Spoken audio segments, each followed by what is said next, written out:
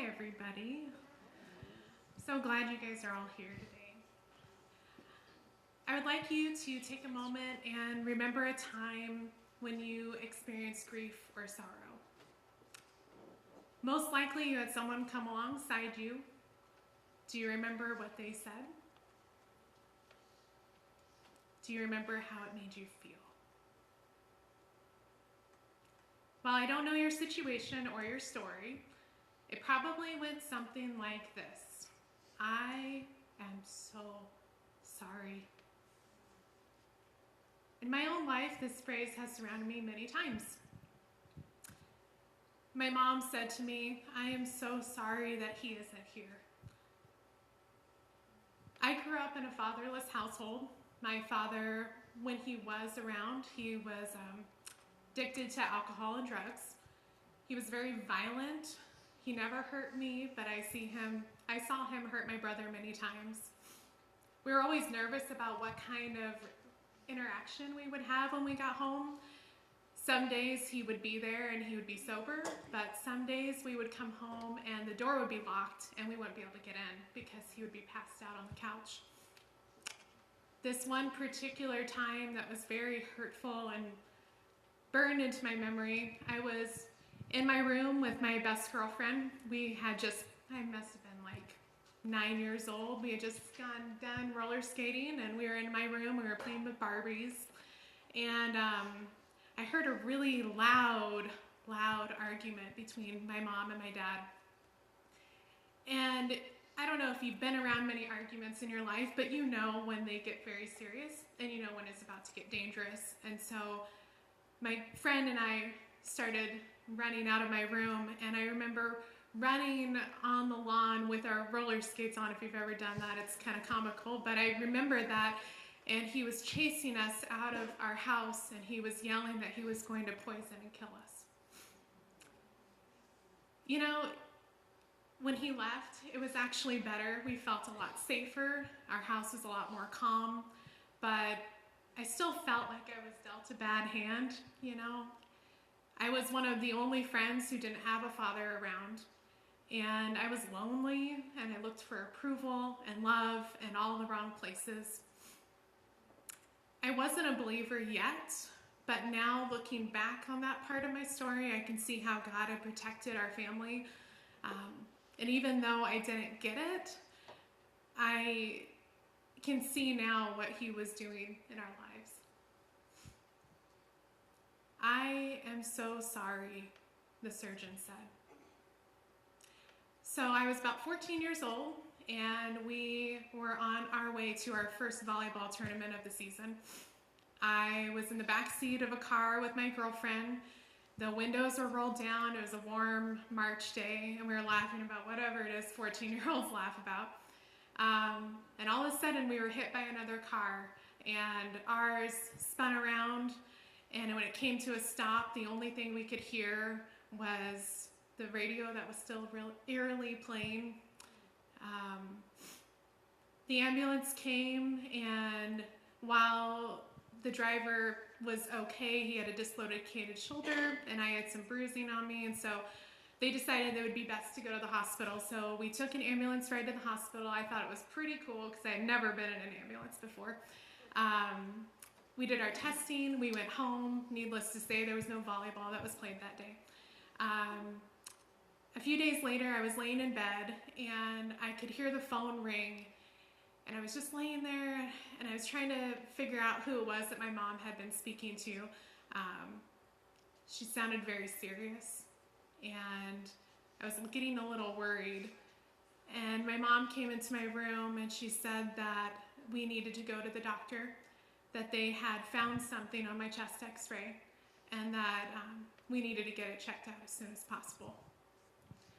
So we had more testing done, surgery done, and the weekend before Easter in 1997, the surgeon had told my mom and I that I had cancer. This time, there was no mistaking that God had a hand in saving my life. After all, who finds out they have cancer in a car accident? That year I was faced with chemotherapy that made me so very sick. It made me not have an appetite, and then I was on other medication that made me eat a lot, so I went back and forth. I had bone pain that was so hard to deal with that I could barely hold a pencil to do my home studies.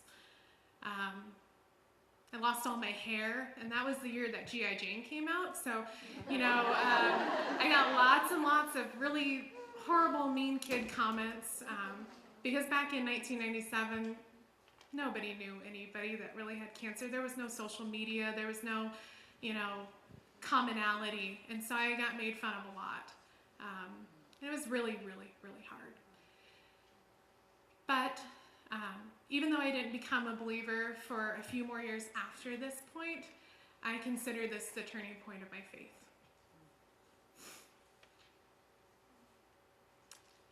This is part I probably should have got some tissues for. Thanks, Ash. We're all being real here, right? Okay. With tears in her eyes as if she had been there before, the emergency room doctor said, "I'm so sorry." Many years had passed since that point. I became a believer at the age of 16, and I met my husband, who's amazing and wonderful. We got married in a park by the ocean.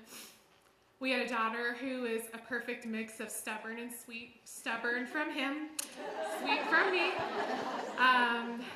And we ended up taking a really big leap of faith and doing a big move out of state. We decided that it was time to start trying for another child. We were not getting any younger, and our daughter Paige really wanted a sibling. We were able to get pregnant very easily, and everything was going really great. We were really excited. But then on a Saturday in late January, the beginning of my second trimester, I was in a lot of pain. And, it's the second trimester. Like, you're past the scary part and everything's fine. And so I figured, maybe I just overdid it. So I laid on the couch, I drank my water, took it easy. However, in my heart, I kind of knew that this was not a good thing. Early in the morning the next day, I decided it was time to go to the ER. It probably needed to be checked out, and left my husband at home with my daughter because I didn't want her to come. And while I was alone in that ER room, my water broke. Our baby died immediately. It was just much too young to be saved or helped. And I remember crying out, "Oh God, no," over and over and over again. The sound of my voice more unbearable every time I said it. I can only imagine how horrible it was for the people around me. I was overcome with so much emotion, I thought maybe I would die too. As I dealt with this latest round of grief, God had planted His comfort in my heart. Having been through hardship in the past, I knew that God was the only solid ground I could stand on. As I walked through the darkest days of my life, His word became a balm to my soul. Lamentations 3:19 through 25 says, "I remember my affliction and my wandering, the bitterness and the gall. I well remember them, and my soul is downcast within me. Yet I call this to mind, and therefore I have hope. Because of the Lord's great love, we are not consumed, for His compassions never fail. They are new every morning. Great is your faithfulness. I say to myself, the Lord is my portion, and therefore I will wait for Him. The Lord is good to those whose hope is in Him, to the one who seeks Him." I did a lot of waiting in those days after we lost our child. As I reflected on my past, I remembered all the things that were not just mere circumstances. These were actually God's providence and teaching ground in my life. He had woven all of those painful memories and grief into a testimony that showed that He had always been there protecting me and providing for me. God does not waste a hurt, and He can redeem any circumstance in your life. He doesn't expect you to walk this journey alone. And when you call on Him, He is faithful and just to respond. Isaiah 43, 1 and 2 says, "Do not be afraid, for I have ransomed you. I have called you by my name, you are mine. And when you go through deep waters, I will be with you. And when you go through rivers of difficulty, you will not drown. And when you walk through the fire of oppression, you will not be burned up, and the flames will not consume you." God has met me in my sorrow time and time again. And now no one looks forward to pain. I know that my life is a testament to what God can do with a broken heart. My healing is not done, obviously. Hard times will come again, but I know that he who knew me from the beginning will carry me through to the end. Thank you for listening.